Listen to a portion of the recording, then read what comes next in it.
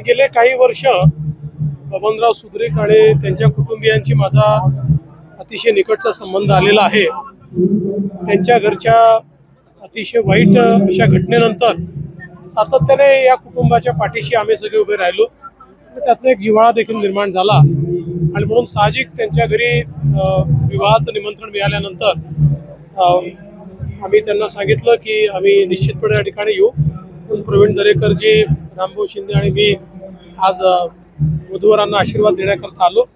आता जस्ट विवाह सोहळा संपन्न झालाय, त्यांना आशीर्वाद दिले आणि आता आम्ही निघालो। आठवडीतनं शरद पवारांनी सवाल केला की जनता काय म्हणते आम्ही ते ऐकू नये का? त्यांनी जनतेचं ऐकावं, कार्यकर्त्यांचं आणि खोटं सांगणाऱ्या नेत्यांचं ऐकू नये। शरद पवार साहेब हे अतिशय ज्येष्ठ नेते आहेत, त्यांच्याकडनं ही अपेक्षा आहे की त्यांनी झालेला पराभव स्वीकारला पाहिजे, जनतेचं जे मत आहे ते स्वीकारलं पाहिजे। विनाकारण लोकशाहीवरनं लोकांचा विश्वास उठेल, लोकशाही प्रक्रियेवरनं लोकांचा विश्वास उठेल अशा प्रकारची कारवाई किमान शरद पवार साहेबांनी तरी करू नये अशी आमची अपेक्षा आहे।